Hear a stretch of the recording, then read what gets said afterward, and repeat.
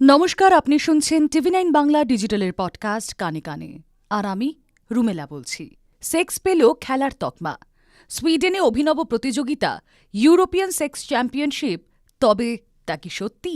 TV9 Bangla ডিজিটালের podcast কানে কানের আজকের এপিসোড 421-এ আপনার জন্য রইল সেই বিষয়ে বিশদ তথ্য। যৌনতা আর কোনো গোপন ক্রিয়া নয়, বরং যৌনতাকে দিয়ে দেওয়া হয়েছে ক্রীড়ার তকমা। কয়েকদিন আগে আচমকাই ইন্টারনেটে ভাইরাল হয়ে যায় একটা খবর, সুইডেনের সেক্স ফেডারেশন ইউরোপিয়ান চ্যাম্পিয়নশিপেরও আয়োজন করতে চলেছে, যেখানে ইউরোপের নানা দেশের 20 জন প্রতিযোগী অংশ নিতে চলেছেন এই সেক্স চ্যাম্পিয়নশিপে। 8ই জুন থেকে শুরু হওয়ার কথা ছিল এই টুর্নামেন্ট। 16টা বিভাগে অংশ নেওয়ার কথা ছিল প্রতিযোগীদের। এক একটা ম্যাচের দায়িত্ব 45 থেকে 60 মিনিট। 3 জন জুরি বিচারক হিসেবে থাকবেন বলেও শোনা গিয়েছিল। চ্যাম্পিয়ন বাছতে গুরুত্বপূর্ণ ভূমিকা নেওয়ার কথা ছিল দর্শকদেরও। এই খবর প্রকাশ্যে আসতেই হইচই পড়ে গিয়েছিল। এই নিয়ে শুরু হয়ে যায় আলোচনা এবং সমালোচনাও। সেক্সকে খেলা শ্রেণীবদ্ধ করা যায় কিনা তা নিয়েও আলোচনা শুরু হয়ে গিয়েছিল নানা মহলে। পক্ষে বিপক্ষে নানা লোকের নানা মন্তব্য করেছেন, যে চর্চা এখনও চলছে কোথাও কোথাও। সত্যি কি যৌনতাকে খেলা হিসেবে গ্রাহ্য করা হয়েছে, নাকি পুরোটাই মিথ্যে? আসুন শুনে নিই। ইউরোপিয়ান সেক্স টুর্নামেন্টের আয়োজনের ক্ষেত্রে উঠে এসেছে সুইডেনের সেক্স ফেডারেশনের নাম। আরও স্পষ্ট করে বললে, ওই ফেডারেশনের প্রেসিডেন্ট ড্র্যাগন ব্রাটিক। কে এই ভদ্রলোক? সেক্স ফেডারেশনের প্রেসিডেন্ট হওয়ার পাশাপাশি তিনি সুইডেনের জন কোপিংয়ে বেশ কিছু স্ট্রিপ ক্লাবেরও মালিক। যৌনতার পক্ষে জোরালো সওয়াল করার যথেষ্ট যুক্তি তাঁর রয়েছে। যৌনতা নিয়ে বিশ্বের সব দেশের মানুষের মনে যে প্রতিবন্ধকতা রয়েছে তা ভেঙে ফেলাই লক্ষ্য তাঁর। আর তাই খেলার মঞ্চে যৌনতার প্রবেশ চেয়েছিলেন ড্র্যাগন।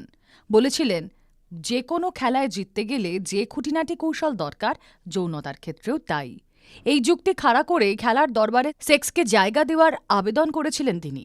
2023-এর জানুয়ারি মাসে সেক্সকে সুইডেনের ন্যাশনাল স্পোর্টস ফেডারেশনে নথিভুক্ত করার জন্য আবেদন করেছিলেন তিনি। তখন ড্র্যাগন বলেছিলেন, আমাদের সংস্থা আছে, যে সংস্থা রেজিস্টার্ডও। এই পরিস্থিতিতে আমরা প্রতিযোগীদের যৌনতার কলা কৌশল শেখাতেই পারি, যাতে তারা প্রতিযোগিতায় অংশ নিতে পারেন। সেক্স আর 5টা খেলার মতোই, এ নিয়ে কোনো দ্বিধা নেই। খেলা আসলে কি? দুটো দল বা দুই প্রতিপক্ষের মুখোমুখি লড়াই। কেউ হারবেন, কেউ জিতবেন। মূল্যবোধ, মানসিকতা, প্রতিপক্ষের প্রতি সম্মান, এসব অনেক পরের ব্যাপার। আসল হলো জেতার তাগিদ, ইচ্ছে কিংবা আগ্রাসন। এক এক খেলা এক এক রকম নিয়মে বাঁধা, এগিয়ে চলে এক এক রকম ছকে। ফুটবল, ক্রিকেট, হকি, রাগবি, বেসবলের মতো খেলার নিয়ম এক। Basketball, badminton, table tennis, wrestling, shooting আর একরকম নিয়মে চলে। মোদ্দা কথা হলো, এক এক খেলার এক এক রকম দুনিয়া। কিন্তু খেলার এই দুনিয়াটাই যদি পাল্টে যায়, যদি এমন কিছুকে খেলা হিসেবে তুলে ধরা হয় বা দেখা হয় যা আদতে খেলা কিনা, তা নিয়েই প্রশ্ন থাকে। তাহলে যৌনতা যতই আলোচিত বিষয় হোক, খোলাখুলি কথা বলার লোক আজও বিরল। ভারত উপমহাদেশ, ইউরোপ কিংবা আমেরিকা, সর্বত্র একই ছবি। সেক্স বরাবরই গোপনতম বিষয়, সযত্নে এড়িয়ে যাওয়ার জিনিস।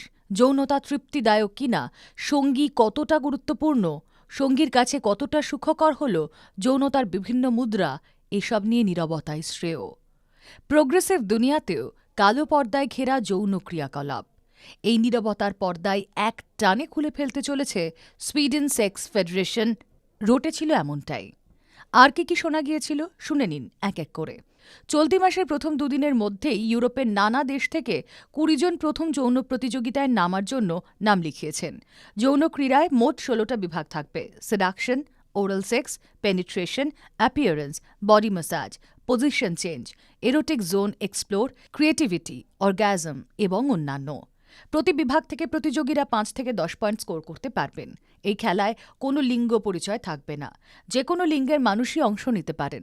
যে কোনো প্রতিযোগী 45 মিনিট সময় পাবেন হাতে নিজেকে প্রস্তুত করার জন্য। দিনে 6 ঘন্টা হবে এই খেলা। 3 জিউরি থাকবে এই খেলার ফলাফল ঘোষণা করার জন্য।